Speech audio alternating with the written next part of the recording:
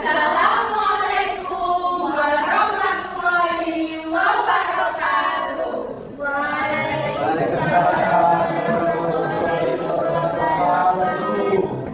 Pertama-tama kita panjatkan puja dan puji syukur atas kehadiran Allah Subhanahu wa Ta'ala yang telah memberikan kita kesehatan dan dapat kita berkumpul pada pagi hari ini.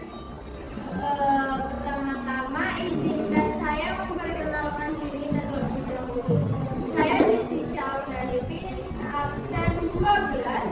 Saya Analisa Sabila, absen 34. Saya Vicky Putri Aina, absen 16. Saya Mahasiswa absen 18. Pertama-tama akan dijelaskan pendahuluan.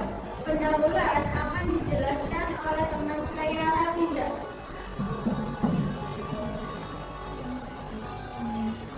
Sumatera Utara menjadi daerah pengembangan migrasi karena perkembangan ekonomi yang pesat, lapangan kerja, serta keberagaman budaya yang juga datang beradaptasi. Migrasi ini ke wilayah telah berlangsung sejak masa kolonial dengan berbagai tujuan sebagai pekerjaan, pendidikan, dan kehidupan yang berbeda. Kesultanan Panai merupakan Kesultanan Melayu di pesisir Sumatera Timur yang memiliki hubungan dengan Kesultanan Kota Pinang dan milik melalui leluhur yang sama. Dahulu, wilayah ini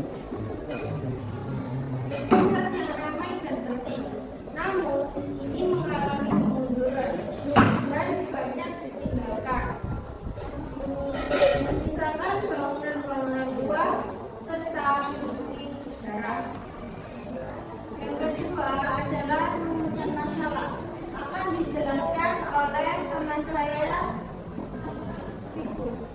Selanjutnya rumusan masalah. Di sini kita akan membahas yang pertama, sejarah berdirinya Kerajaan Panai. Yang kedua, kapan masa kejayaan dan keutuhan Kerajaan Panai. Yang ketiga, siapa saja tokoh penting yang berperan dalam Kerajaan Panai. Yang ketiga yang adalah tujuan yang dijelaskan oleh saya sendiri. Tujuan kami meneliti Kerajaan Panai ini untuk mengetahui sejarah Kerajaan Panai termasuk latar belakang penduduknya.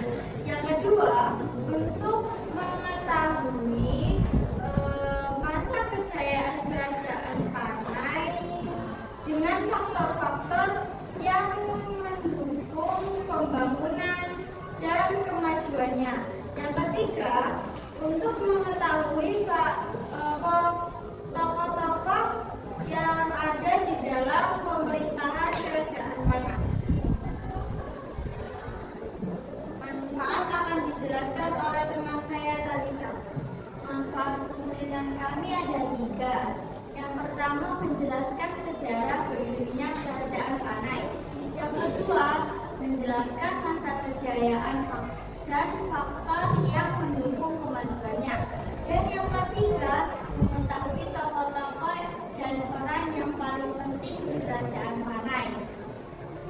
Selanjutnya pembahasan 2.1 yang akan dijelaskan oleh diri saya sendiri. 2.1 Sejarah berdirinya Kerajaan Panai.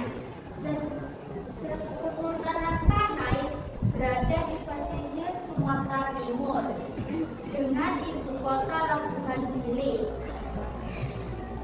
yang strategis di tepi Sungai Bangun dengan Kesultanan Gili dan kota Pinang dan Gula. Peta kita bisa kalian lihat di PowerPoint.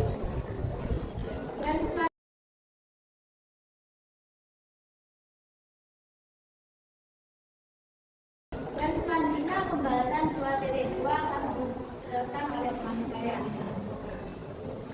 2.2 adalah kejayaan Kerajaan Panai dan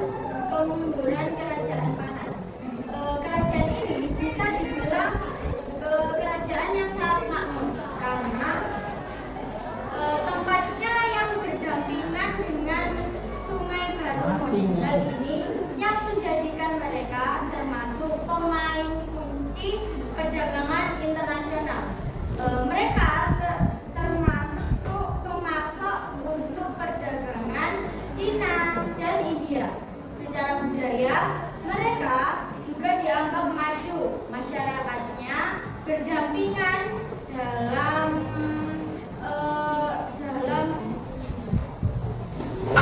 pengaruh Hindu dan Buddha. Masyarakatnya dan sistemnya sudah tertata rapi. Kehebatan Panai tidak hanya tentang ekonomi, tetapi juga di militer. Mereka mempunyai pasukan yang tangguh yang ditakuti oleh lawan. Meski pada akhirnya kejayaan mereka memudar pada abad ke-14 Masehi setelah menghadapi efisiensi Majapahit. Namun tidak hilang begitu saja. Kita bisa melihat warisan yang kita lihat saat ini seperti candi, prasasti, dan tradisi yang masih dilakukan sampai sekarang. Hal tersebut menjadikan bukti bahwa Sumatera Utara pernah menjadi peradaban yang sangat luar biasa hebatnya pada masa lalu. 2.3 akan dijelaskan oleh teman saya. Selanjutnya 2.3. Pada 2 Agustus 1826, Belanda menyerang kerajaan Panai dan mengakhiri kekuasaan Sultan Abdullah. Sultan Abdullah dan Raja Kocek Muda tidak mampu melawan tekanan Belanda.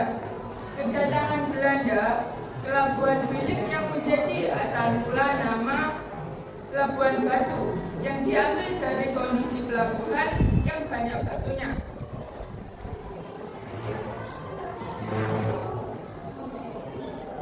Selanjutnya penutup, yaitu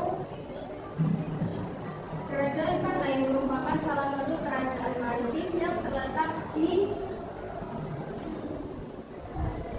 pesisir timur Sumatera, tepatnya di sekitar muara Sungai Kapuas dan Panai, Sumatera Utara. Kerajaan ini maju karena letaknya yang strategis di jalur perdagangan, sehingga banyak yang terlibat dalam aktivitas perdagangan internasional.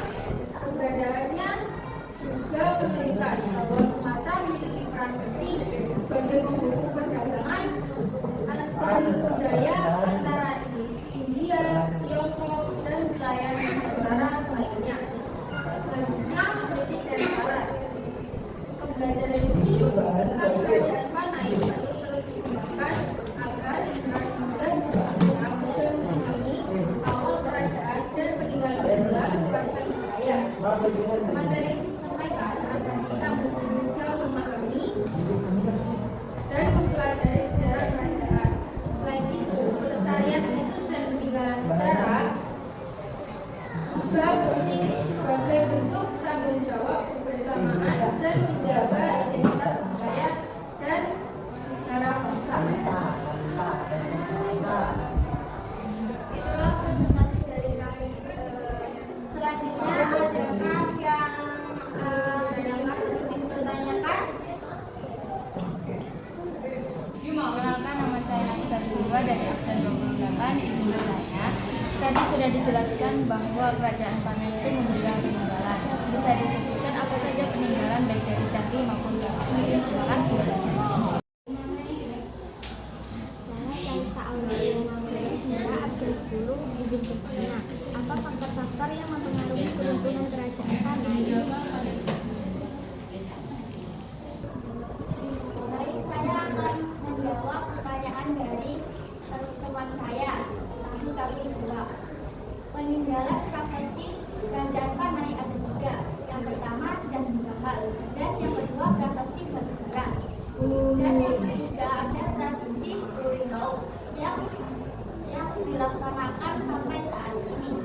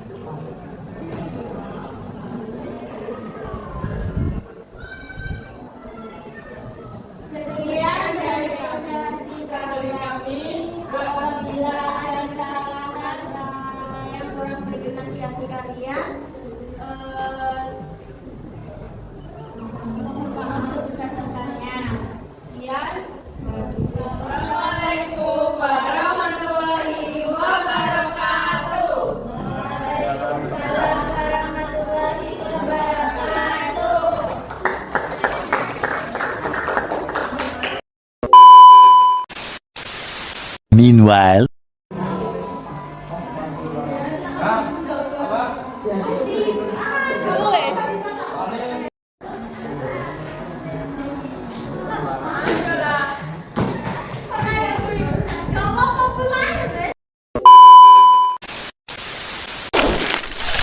Bye.